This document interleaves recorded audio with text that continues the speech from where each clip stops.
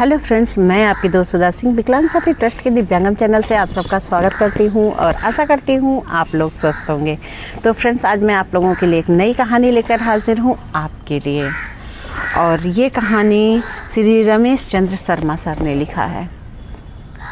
ये उनकी एक लघु कथा है जो मैं आशा करती हूँ आप लोगों को बहुत पसंद आएगी। और ये कहानी एक लव स्टोरी है। आज के ज़माने में बच्चे तो प्यार बाद में करते हैं, इजहार पहले कर देते हैं, लेकिन एक वक्त होता था जहाँ पर लोग प्यार करते थे और इजहार नहीं कर पाते थे, जिसकी वजह से उन्हें हमें बिछड़ जाना होता था। और वो इसे अपनी किस्मत समझकर पूरी ज़िंदगी अपने प्यार से दूर रहते थे, लेकिन उनके दिल में अपने प्यार के लिए हमेशा इज्जत और सम्मान हुआ करता था और उनकी भावनाएं कभी भी गलत नहीं सोचती थी। और वो अपने प्यार को हमेशा अपने दिल में सँजो कर रखते थे। कभी कोई बात पड़ी या कुछ ऐसा उनके सामने आया तो तुरंत उन्हें उनका प्यार याद आ जाता था। तो फ्रेंड्स, मैं ये कहानी आप लोगों को सुना रही हूँ जो वंदना और संकेत की है। एक बहुत प्यारी सी कहानी है ये आपके लिए। संकेत गाड़ी से अपने ऑफिस जा रहा था, तभी एक गाना बजता है जिसे सुनकर संकेत थोड़ा सा ध्यान अपनी गाड़ी के साउंड की तरफ देता है और उस गाने को वो सुनने लगता है। उस गाने को सुनकर उसे कुछ याद आने लगता है। उसे लगता है कि जैसे वक्त कितनी जल्दी पंख लगाकर उड़ जा रहा है। और जब वो सॉन्ग सुनता है तो उसके सामने किसी का चेहरा आ जाता है। उसे ध्यान आने लगता है कि अपना कॉलेज का वो टाइम जहाँ पर एक सीधी सादी सी लड़की जिसका नाम वंदना था, वो कॉलेज आती। वो किसी से बातचीत नहीं कर रही थी, लड़कों से तो बिल्कुल बातचीत नहीं करती थी। हाँ, लड़कियाँ उसकी सहेलियाँ थीं जिससे वो थोड़ी बातचीत करती थी या उनके साथ आती थी। कॉलेज में एक वही लड़की थी जो बहुत सादगी से आती थी। वो कोई भी मेकअप या कुछ ऐसा नहीं करके आती थी। वो जितनी ही सादगी से आती थी उतनी ही ज़्यादा खूबसूरत लगती थी।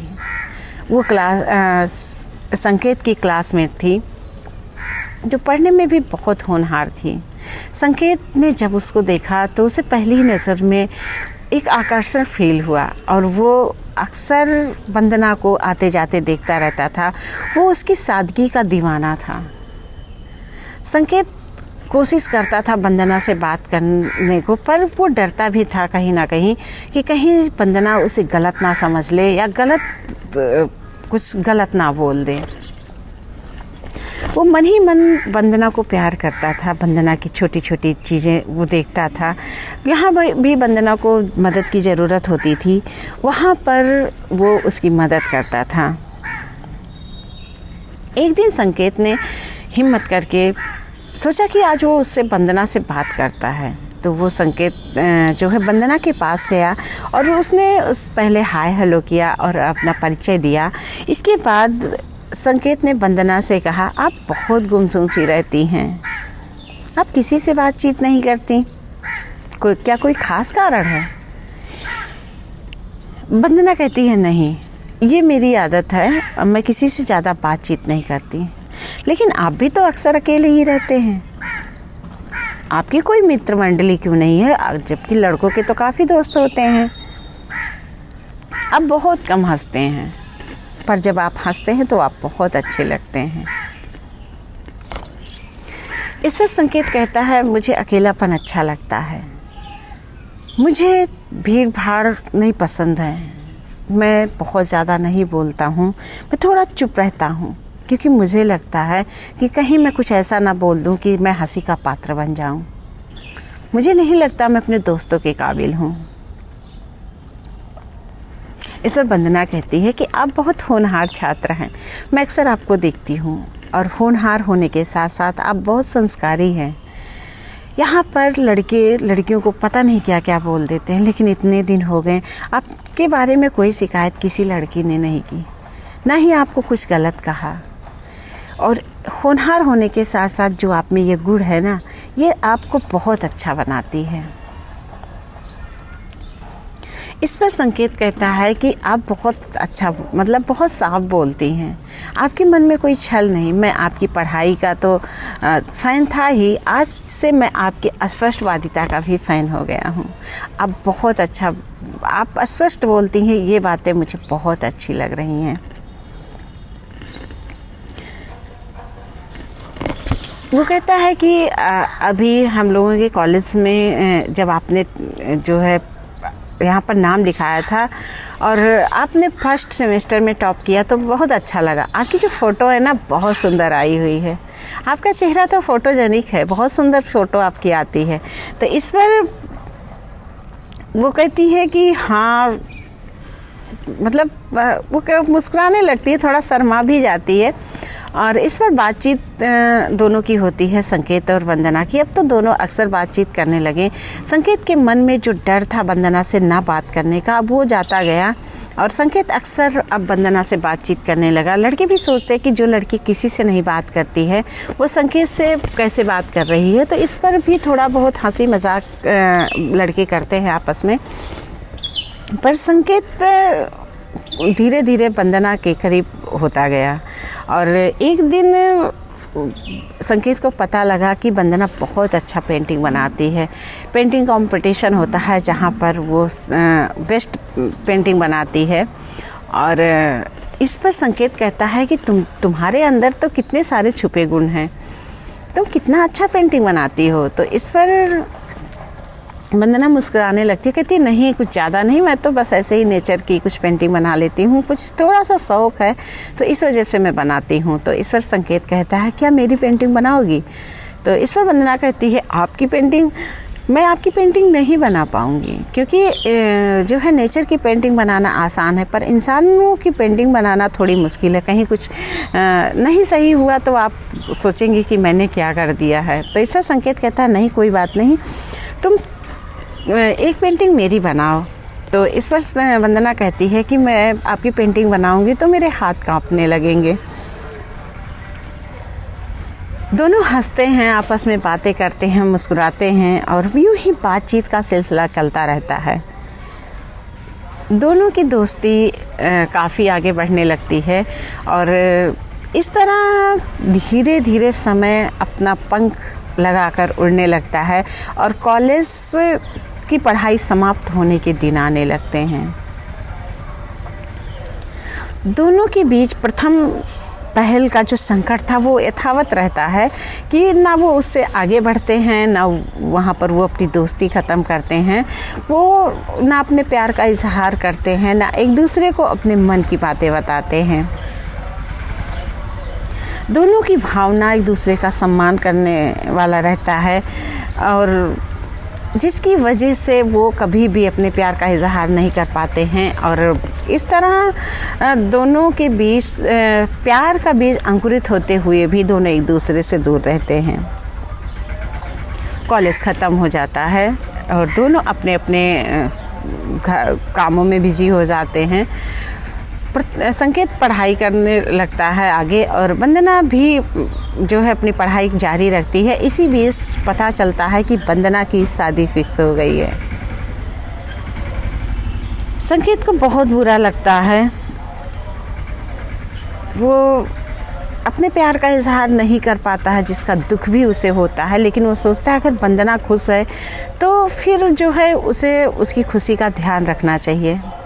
कुछ दिनों बाद वंदना अपनी शादी का निमंत्रण और एक लिफाफा लेकर आती है। वो संकेत को देती है कि तुम मेरी शादी में ज़रूर आना। संकेत बुझे मन से, लेकिन वो अपने चेहरे पर कोई भाव नहीं आने देता। वो कहता हाँ ज़रूर। वंदना का चेहरा भी उतरा हुआ रहता है, जिसे संकेत देखकर सोचता है कि आखिर क्या हुआ है, मतलब इनकी शादी हो रही है तो खुश होंगी, पर उसका चेहरा थोड़ा सा उतरा रहता है। संकेत लिफाफा निमंत्रण को अंदर रखता है और लिफाफा को एक किनारे रख देता है। शाम वंदना चली जाती है। वंदना के जाने के बाद संकेत काफ़ी दुखी रहता है, लेकिन शाम को सोचता कि निमंत्रण देखता है, इसके बाद वो सोचता है आखिर इस लिफाफे में क्या है। वो लिफाफा खोलता है तो अंदर अब उसकी तस्वीर होती है, जिसे देखकर वो हक्का पक्का रह जाता है। वो तस्वीर बहुत ध्यान से देखता है, तभी नीचे उसे कुछ दिखाई देता है। जहाँ पर वंदना के हस्ताक्षर होते हैं, वहाँ पर लिखा होता है आपकी वंदना। संकेत ये देखकर काफ़ी दुखी हो जाता है और इधर वंदना की शादी हो जाती है और संकेत अपनी लाइफ में आगे बढ़ चुका होता है। आज एक सॉन्ग सुनते ही संकेत को वंदना की बहुत याद आई और संकेत मन ही मन मुस्कुराने लगा कि उसका प्यार जहाँ भी है खुश है।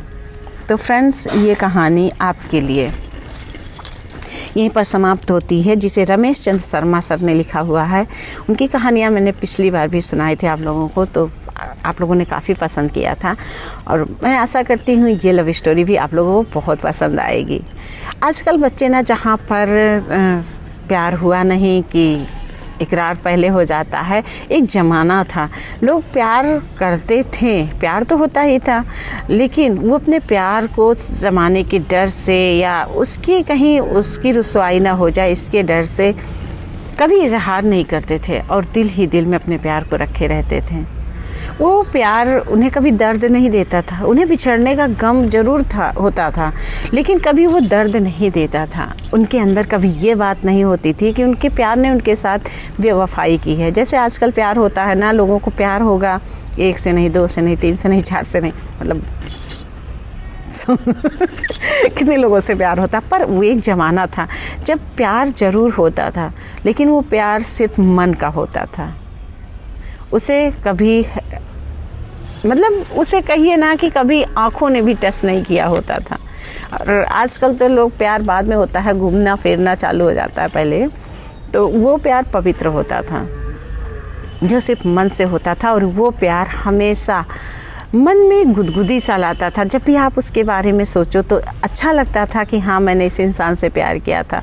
तो एक टाइम था प्यार ऐसे होता था और प्यार, सच पूछो, प्यार ऐसे ही होता है। आजकल लड़कियां क्या प्यार करती हैं, प्यार क्या करती हैं पता नहीं। वो प्यार होता भी है कि नहीं होता पता नहीं, इसी बारे में मुझे नहीं पता क्योंकि मुझे नहीं लगता वो प्यार होता है। जहाँ पर आप कुछ आशा रखो वो प्यार नहीं होता। प्यार निस्वार्थ होता है, प्यार में त्याग होता है, प्यार में लालच नहीं होता है। आजकल ना, यार चलो मुझे लिपस्टिक दिला दो, मुझे इयररिंग दिला दो, मेरा बर्थडे है तो मुझे ये कपड़े दिला दो, ऐसे प्यार नहीं होता है।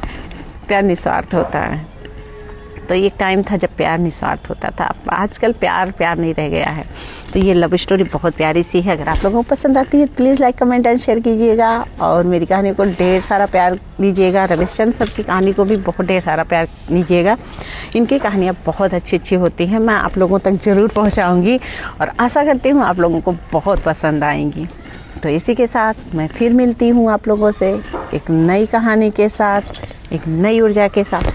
तब तक शादियों का मौसम है तो प्लीज़ अपना केयर कीजिएगा, ठंडी में ज़्यादा मत जाइएगा और ठंडी शुरू हो गई है तो अपना बचाव भी कीजिएगा।